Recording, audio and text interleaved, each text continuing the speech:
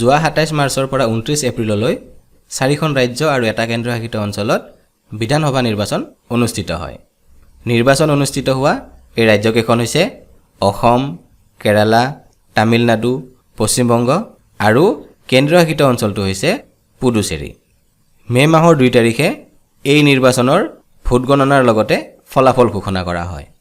সেই ফলাফল অনুসৰি বৰ্তমানলৈ 4গৰাকী নৱনিযুক্ত মুখ্যমন্ত্ৰীয়ে শপত গ্ৰহণ কৰিছে আৰু এই নৱনিযুক্ত মুখ্যমন্ত্ৰী কেইগৰাকী কোন হয় আজিৰ এই ভিডিঅ'টোত আপোনালোকক জনাম। এখেত হৈছে অসমৰ নৱনিযুক্ত মুখ্যমন্ত্ৰী ডক্টৰ হিমন্ত বিশ্ব শৰ্মা। ডক্টৰ হিমন্ত বিশ্ব শৰ্মা হৈছে অসমৰ 15তম মুখ্যমন্ত্ৰী। এইখিনি হৈছে অসমৰ মুখ্যমন্ত্ৰী সম্পৰ্কে কিছু দৰকাৰী তথ্য। অসমৰ প্ৰথমগৰাকী মুখ্যমন্ত্ৰী হৈছে গোপীনাথ বৰদলৈ। অসমৰ প্ৰথমগৰাকী মহিলা মুখ্যমন্ত্ৰী হৈছে আনোৱাৰা টাইমুৰ আৰু দীৰ্ঘকাল কাৰ্যনিৰ্বাহ কৰা মুখ্যমন্ত্ৰীগৰাকী হৈছে তৰুণ গগৈ।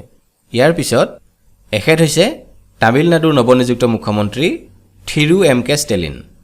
আনহাতে এখেত হৈছে পশ্চিম বংগৰ নৱনিযুক্ত মুখ্যমন্ত্ৰী মমতা বেনাৰ্জী আৰু এখেত হৈছে পুডুচেৰীৰ নৱনিযুক্ত মুখ্যমন্ত্ৰী এন ৰংগস্বামী। যিহেতু কেৰালাৰ মুখ্যমন্ত্ৰীগৰাকীয়ে অহা 20 মে'ত শপত গ্ৰহণ কৰিব বুলি গম পোৱা গৈছে, সেয়েহে পৰৱৰ্তী মান্থলি কাৰেণ্ট এফেয়াৰ্ছৰ ভিডিঅ'ত তেখেতৰ বিষয়ে আপোনালোকক জনাম।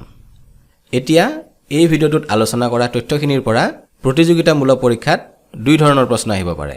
উদাহৰণস্বৰূপে 1 নং প্ৰশ্ন, অলপ দিন আগেয়ে পশ্চিম বংগৰ মুখ্যমন্ত্ৰী হিচাপে কোনে শপত গ্ৰহণ কৰিছে? ইয়াতে 4টা অপশ্যন দিয়া আছে আৰু এই 4টা অপশ্যনৰ ভিতৰত শুদ্ধ উত্তৰটো হৈছে অপশ্যন বি মমতা বেনাৰ্জী। আৰু 2 নং প্ৰশ্নটো হৈছে অলপ দিন আগেয়ে এম.কে. ষ্টেলিনে ডেছ ৰাজ্যৰ নতুন মুখ্যমন্ত্ৰী হিচাপে নিযুক্তি লাভ কৰিছে। এই প্ৰশ্নটোৰ বাবে ইয়াত 4টা অপশ্যন দিয়া আছে। এই 4টা অপশ্যনৰ ভিতৰত শুদ্ধ উত্তৰটো হৈছে অপশ্যন চি তামিলনাডু। এতিয়া এই প্ৰশ্ন দুটা লক্ষ্য কৰিলে আমি গম পাম, প্ৰথম প্ৰশ্নটোত নৱনিযুক্ত মুখ্যমন্ত্ৰীগৰাকীৰ নাম সুধিছে আৰু দ্বিতীয় প্ৰশ্নটোত নৱনিযুক্ত মুখ্যমন্ত্ৰীগৰাকী কোনখন ৰাজ্যৰ হয় সেই বিষয়ে সুধিছে। গতিকে আমি ৰাজ্যখনৰ লগতে নৱনিযুক্ত মুখ্যমন্ত্ৰীগৰাকীৰ নামো মনত ৰাখিব লাগিব। এই ভিডিঅ'টোৰ তথ্যখিনি আপোনালোকে মনত ৰাখিব, কাৰণ প্ৰতিযোগিতামূলক পৰীক্ষাৰ কাৰেণ্ট এফেয়াৰ ছেকশ্যনত ইয়াৰ বিষয়ে প্ৰশ্ন আহিব পাৰে।